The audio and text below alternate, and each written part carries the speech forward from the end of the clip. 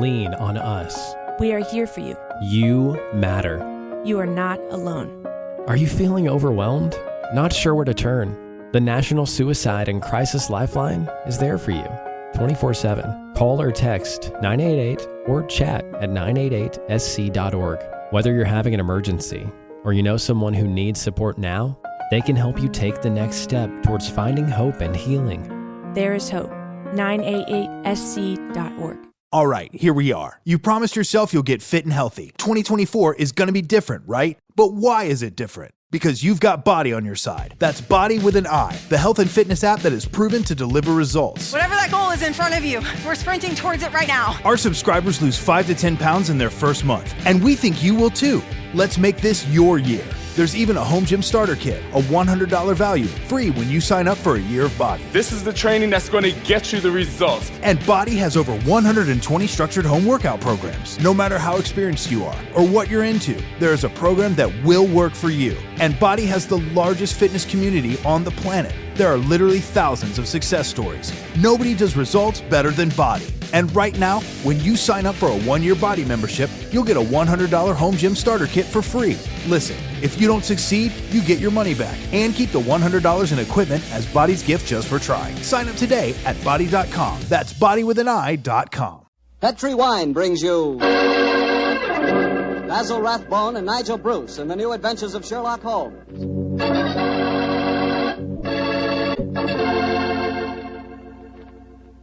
The Petri family, the family that took time to bring you good wine, invites you to listen to Dr. Watson tell us another exciting adventure he shared with his old friend, that master detective, Sherlock Holmes. And if you will, I hope you listen to me for a second, because I want to tell you about a wine that can make waiting for dinner a pleasure. The wine is Petri California Sherry. Any evening, well, let's say tomorrow evening, right before dinner, pour yourself a glass of Petri Sherry. Just look at it. It's clear as crystal and a wonderful deep amber color. One sure sign of a good sherry. And if you need further proof of just how good Petri Sherry really is, taste it. What wine? That Petri Sherry has a flavor that you know comes right from the heart of the grape. And if you like your sherry dry rather than sweet, you'll really like Petri Pale Dry Sherry. There's no doubt about it. Petri Sherry is one of the most delicious before-dinner wines in this swell country of ours. Oh, and say, when you serve Petri Sherry, serve it proudly, because those letters, P-E-T-R-I, on the bottle, spell the proudest name in the history of American wine.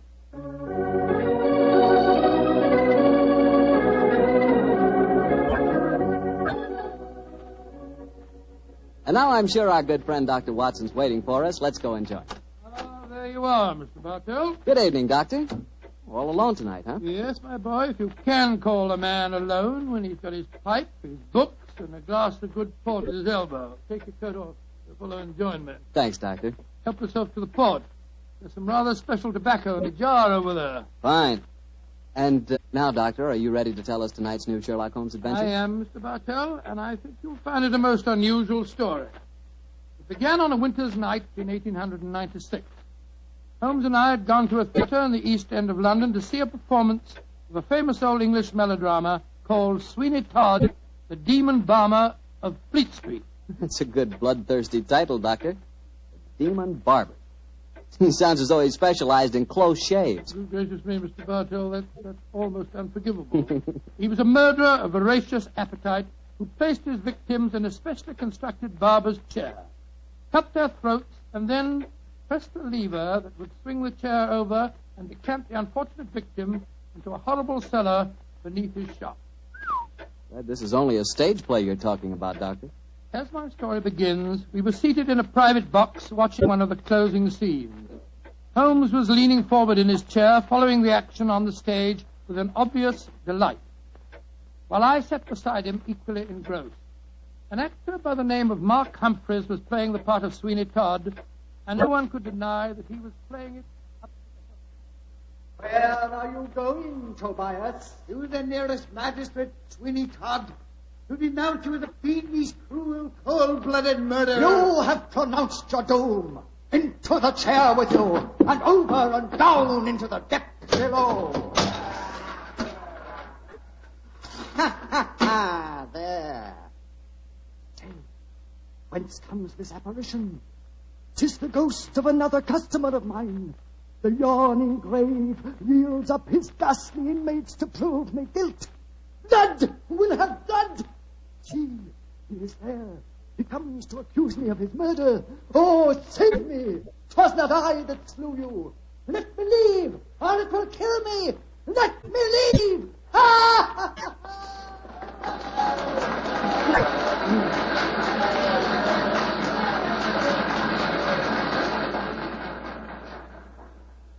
Well, upon my soul, Holmes, that fellow Mark Humphreys is the most florid actor that I've ever seen on a stage. I find him enchanting, Watson. It seems to me he's really caught the flavor of this murderous monster piece. After all, a restrained performance of the Barber Sweeney Todd would be unthinkable. Yes, I suppose it would. But I must say his makeup seems rather overdone. No barber would wear such an enormous beard. It would be most impractical.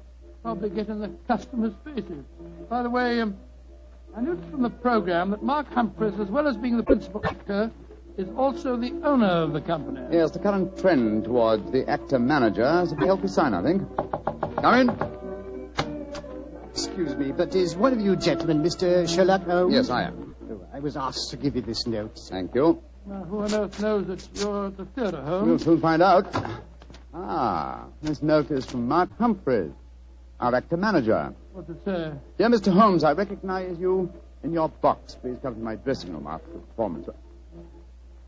My sanity, and even the safety of London, perhaps, depends on your compliance. Good Lord, my sanity and the safety of London.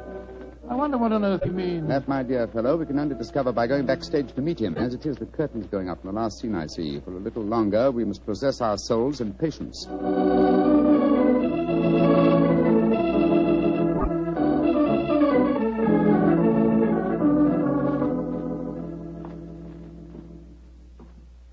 Mr. Sherlock Holmes? Yes, sir? Oh, my name is Lindsay. Derek Lindsay.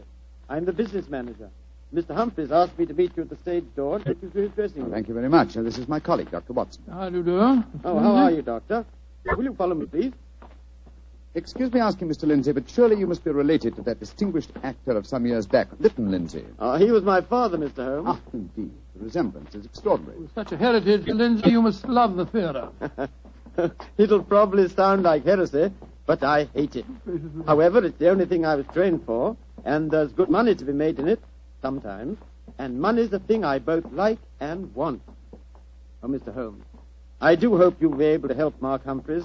He certainly needs it. Oh, really? What seems to be his trouble? He'll have to tell you that for himself. But his wife and I think... There's Mrs. Humphreys now. Maria! Maria, this is Mr. Sherlock Holmes and Dr. Watson. Mrs. Mark Humphreys. How do you do? Oh, Mr. Holmes, I'm grateful that you're going to see Mark. He's in such a dreadful state. There have been times lately when Mr. Lindsay and I have been afraid he's going out of his mind, haven't we, Derek? Indeed we have. We're both dreadfully worried about In him. that case, I hope I can be of service. Which is his dressing room? Number 1, next door to mine. Derek, I think it'll be better if Mr. Holmes and Dr. Watson go in alone. I'm sure Mark will sit more freely if we're not in the room. I think perhaps that is a good idea, Mrs. Humphreys. We'll see you later on. Come on, Carl. That's all.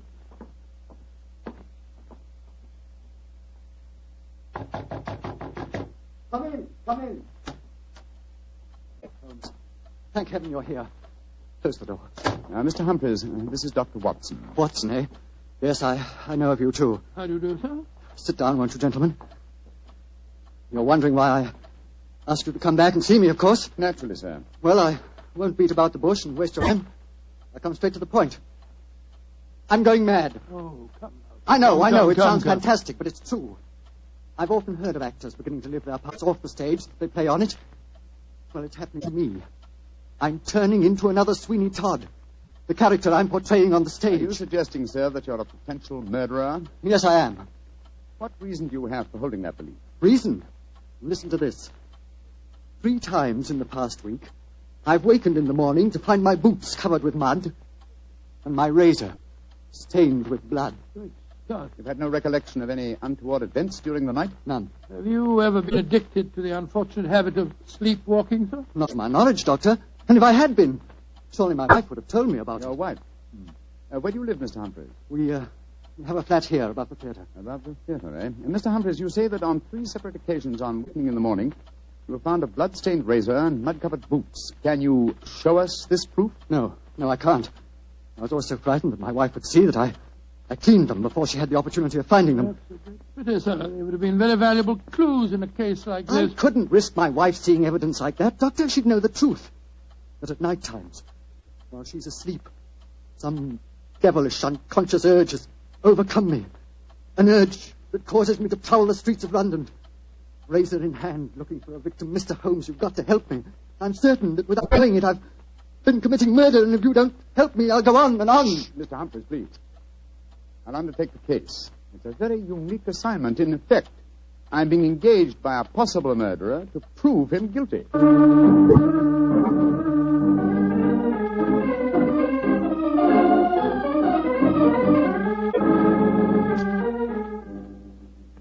Well, Mr. Holmes, I've been through all the records we have here at Scotland Yard. What have you found, Inspector Gregson? The last 2 months, we haven't had one case of an unsolved killing with a razor. Any mysterious disappearances, Inspector? Bless your heart, Doctor. There's never a day that passes without one or two of them. Here's a list of them, Mr. Holmes, if it's any use to you. Thanks. Come on, Watson. In the morning, we can go back to the theatre and set our friend's mind. Obliged to you, Gregson. Glad to be of service, Mr. Holmes.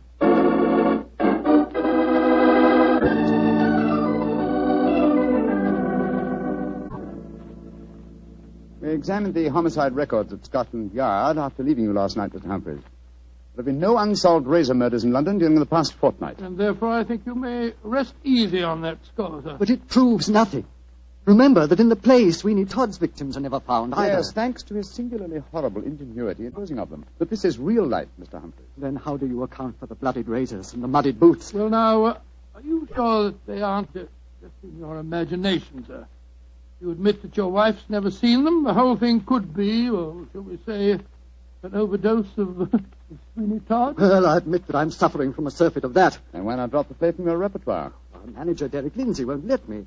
It's our best money-maker. He's always got a keen eye to business.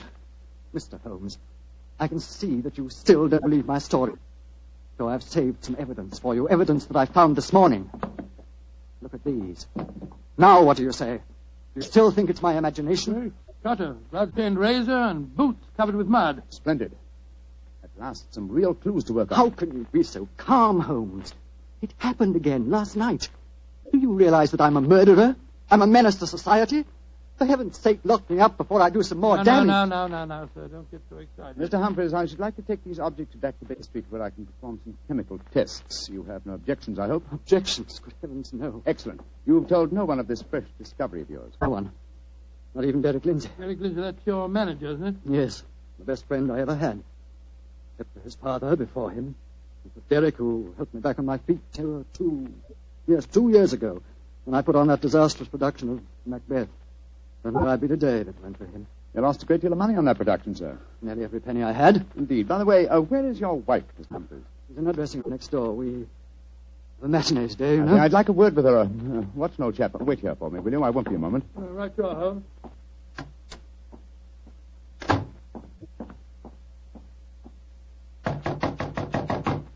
Who is it? Sherlock Holmes. You want to talk to me, Mr. Holmes?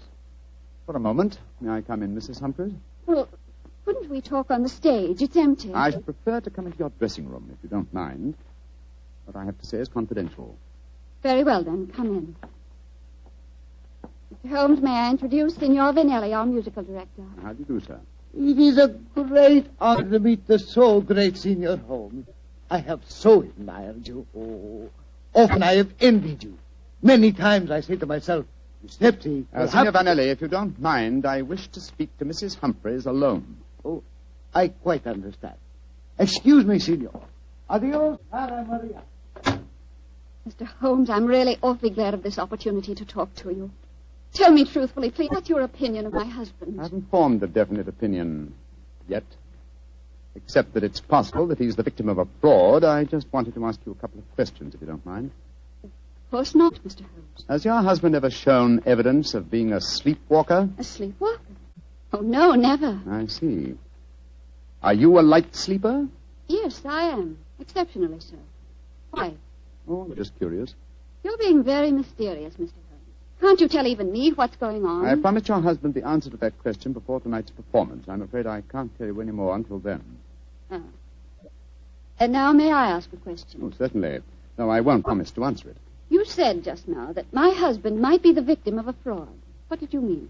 Again, I'm afraid that you must wait for the specific answer to that question. However, there's another fraud being practiced on him that I can speak of now. What fraud? The fraud that you are indulging in, Mrs. Humphreys. What do you mean? Of course, this particular fraud is none of my business, but when I almost force my way into your dressing room and find your musical director, a quantity of rice powder on one shoulder and suggestions of rouge on his cheek, it doesn't take a great deal of intelligence to deduce that your husband is being deceived. Get out of here at once. That's exactly what I propose doing. Good day to you, madam. No doubt I shall see you later on.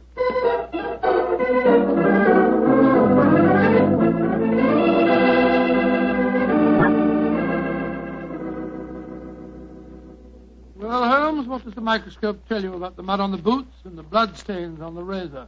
On a blank on the mud, old chap. It's an extremely common type that is found in most parts of London. And the blood? I'm examining that now. This is as strange a case as ever I remember, Holmes. Here you are trying to prove a man innocent when he insists that he's guilty. By George, Watson! Here's the answer. What? This blood is definitely not human blood. It's probably canine. Now, a Sweeney Todd madness would hardly drive its victim to kill dogs. Therefore, it's obvious that Mark Humphreys is the victim of a devilish plot. And he's not a murderer. No, come on, old fellow. Let's go to the theater at once and give him the good news.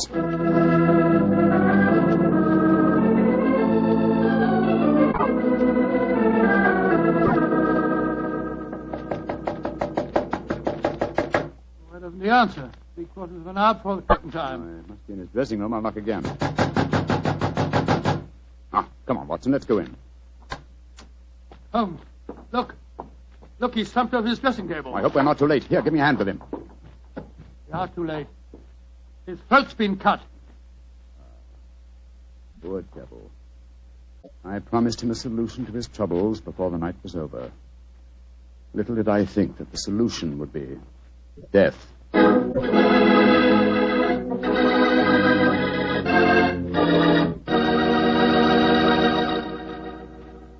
We'll hear the rest of Dr. Watson's story in just a second, so I'm going to ask you if you're one of those people who just eats to live, or whether you really enjoy good food. If you love good eating, you've just got to know about Petri wine. Petri wine makes good food taste wonderful. For instance, if you're having steak or a roast or any meat or meat dish, you'll love it served with Petri California Burgundy. Petri Burgundy is the last word in delicious red wine. Now, with chicken or fish, you can't beat the delicate Petri California Sauterne, a really extraordinary white wine. Just to make sure you don't miss either Petri wine, don't buy one, buy two. Buy both Petri Burgundy and Petri Sauterne. They're both swell because they're both Petri. Well, Dr. Watson, what happened next? Well, I think I'll pick up the story exactly where I left off. Holmes and I were standing in Mark Humphreys' dressing room, looking with horror at the flashed throat of the actor manager. There was a bitter, self-accusing note in Holmes' voice. I promised him a solution to his troubles before tonight was over. Little did I think that solution would be death. This worry over his supposed madness caused him to commit suicide. Suicide? Rubbish, old fellow. It's murder. Look at the razor clutched in his hand. Undoubtedly placed there by the murderer before rigor mortis had the chance to set in. In any case, scrutinize the wound. Does that look as if it had been done by the hand of a suicide? Well, I don't see why not. Look closer, old chap. The depth of the wound is even, whereas a suicide cut always wavers towards the end. No, this is murder, Watson, and I think I know who did it.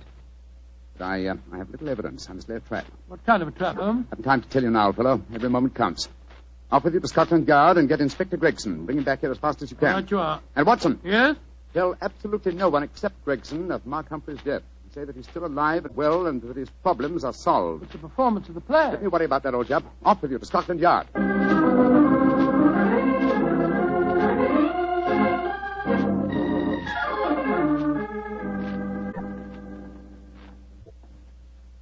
I'm sorry it took so long to find me, Dr. Watson. I was out on another case, you see. No, that's all right, Inspector. But the performance, if there is one, must be nearly over by now. Here's the stage door, sir.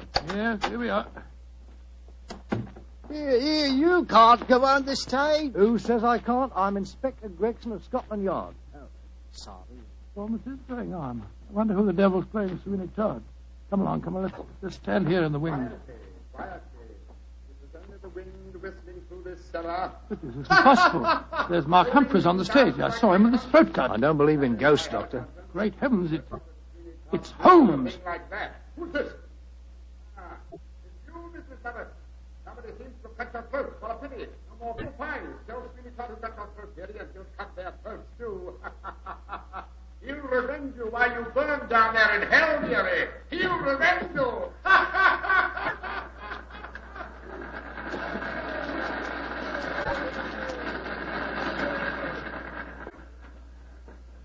Here he comes, now, Gregson. Amazing disguise. I never have recognized him. You're both here. Holmes, what are you up to? Surely that's apparent. I disguised myself as the dead man, hoping to force the murderer's hand. You're running a terrible risk, Mr. Holmes. Part of my profession, Gregson. Shh. Here comes Signor Vanelli, the musical director. My dear fellow, I had to leave the orchestra pit to come and congratulate you. Never have you given a finer performance. Bravissimo, bravissimo. Thank you. But it is true. You hardly seem the same person. Your performance is incomparable. Keep it up, Mark. Keep it up. I think he spotted you, Holmes. Yes, and I didn't like his look as he said that. Well, whoever it is, we've got the hand soon. The curtain's going up in the last scene. Keep your eyes open and suspect everyone.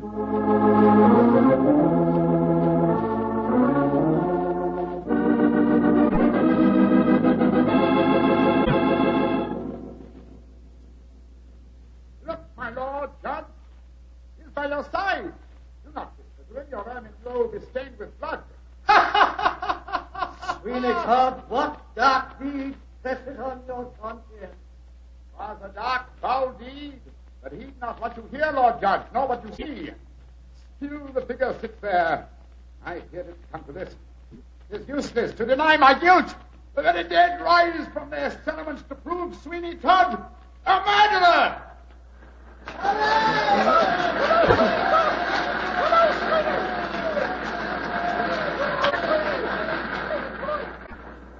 By George, what an actor he'd have made, Doctor. Yes, what an actor he is, Gregson. I'm hanged I know how he remembers the lines, though, even if he has seen the play half a dozen times. Here he comes now. Bravo, Holmes. You did splendidly. But it didn't work, Watson. It didn't work, confound it. Murderer still hasn't tipped his hand. Have I underestimated him? Looks as if you have, sir. And if you don't mind my sense, I think you'd have been a lot wiser to let me handle the case as soon as you found his body, instead of going in for all this dressing up stuff. Oh, but of course. Now I see it. Only one person could have killed Mark Humphreys. Who, Holmes? Do as I say, and I'll show you. I'm going to Humphreys' dressing room now, alone. Give me a few moments' start, and then follow me. Out of sight, but within earshot. Dr. Watson, why does Mr. Holmes always have to be so blooming mysterious? Why can't he just say who the murderer is and take us to him? Well, I've been with Mr. Holmes on a great many cases, Gregson, and yet I can't answer that question. Come along. You've got a big enough start now. Let's follow him. I'm very fond of Mr. Holmes, you know, Doctor, and yet there are times when I get so angry with him. He shouldn't risk his life like that. You know Mr. Holmes. He'll never change. Well, if he don't, one of these days he's going to wake up and find himself dead. That's the door. Someone inside with him. You devil! Listen. How many times do I have to kill you? Great Scott, it's Derek Lindsay, the business manager. Come along, Gregson. No, Lindsay! You succeeded in killing Humphreys, but you won't kill me. Grab his arm. Look out for that razor. Here, you.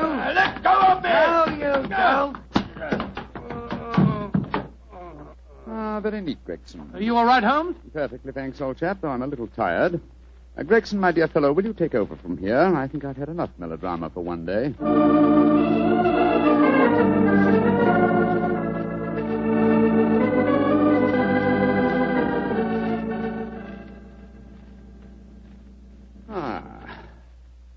How pleasant, Watson, to be back at Baker Street again. A crackling fire, my dressing gown, and your company combined to make a soothing ending to a somewhat violent day. It's been a most unusual case, Holmes. I still don't entirely understand it. The original plot, of course, was to try and drive Mark Humphreys mad by making him think that he was a murderer.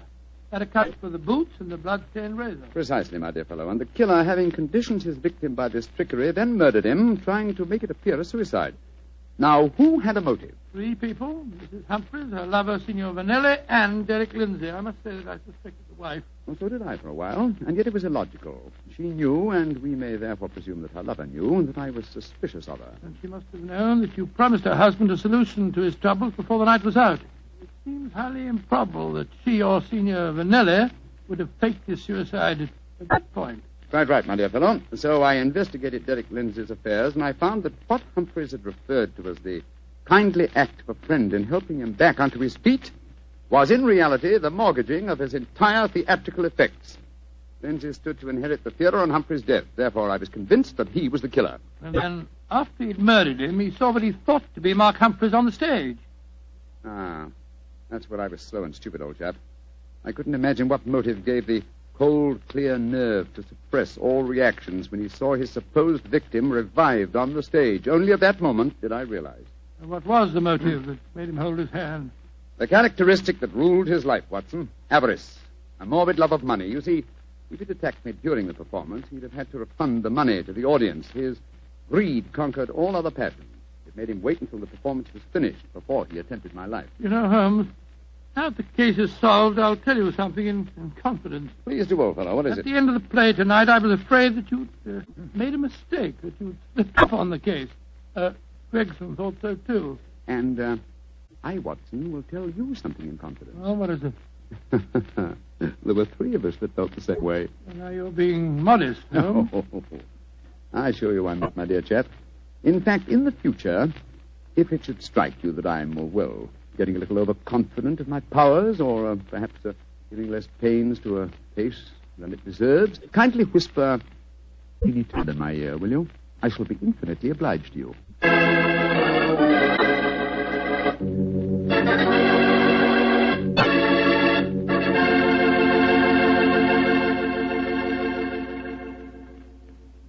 Doctor, that was a swell story. And a pretty narrow escape for Holmes. Yeah.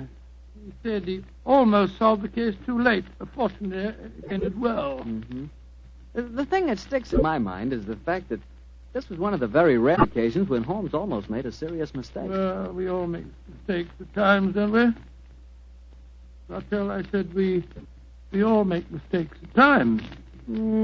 I suppose so. You mean to stand there and tell me that you never make a mistake? Well, not when it comes to choosing a wine, I don't, because I always choose Petri.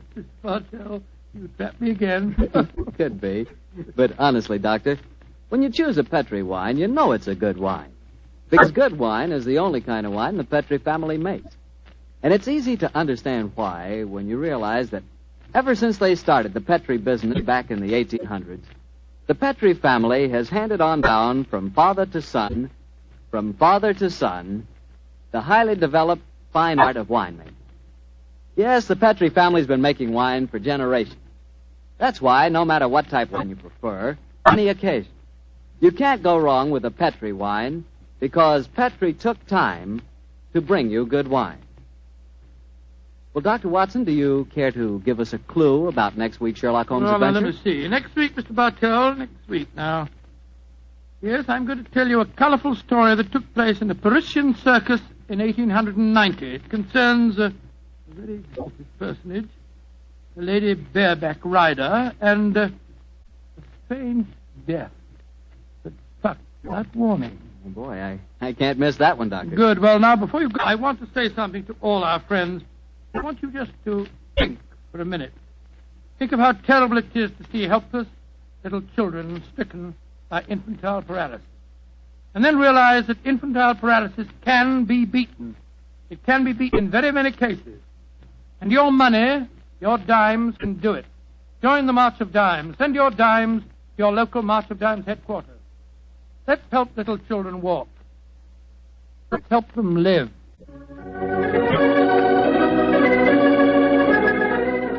Tonight's Sherlock Holmes adventure was written by Dennis Green and Anthony Boucher and was suggested by an incident in this Arthur Conan Doyle story, The Yellow Face. Music is by Dean Fossler. Mr. Rathbone appears through the courtesy of Metro-Goldwyn-Mayer, and Mr. Bruce through the courtesy of Universal Pictures, where they are now starring in the Sherlock Holmes series.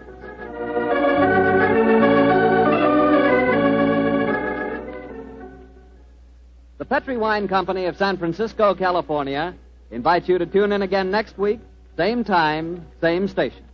Sherlock Holmes comes to you from our Hollywood studio.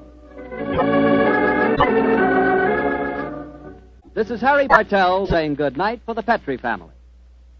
For a solid hour of exciting mystery dramas, listen every Monday on most of these same stations at 8 o'clock to Michael Shayne, followed immediately by Sherlock Holmes. This is the Mutual Broadcasting System. It is Ryan here, and I have a question for you. What do you do when you win? Like, are you a fist pumper, a woohooer, a hand clapper, a high fiver? I kind of like the high five, but if you want to hone in on those winning moves, check out Chumba Casino. At ChumbaCasino.com, choose from hundreds of social casino-style games for your chance to redeem serious cash prizes. There are new game releases weekly, plus free daily bonuses, so don't wait. Start having the most fun ever at ChumbaCasino.com. No purchase necessary. VGW. Void where prohibited by law. See terms and conditions. 18+. Hello, it is Ryan, and we could all use an extra bright spot in our day, couldn't we? Just to make up for things like sitting in traffic, doing the dishes, counting your steps, you know, all the mundane stuff. That is why I'm such a big fan of Chumba Casino. Chumba Casino has all your favorite social casino-style games that you can play for free anytime, anywhere with daily bonuses. That should brighten your day a little. Actually, a lot. So sign up now at ChumbaCasino.com. That's ChumbaCasino.com. No purchase necessary. VGW. Void where prohibited by law. See terms and conditions. 18+.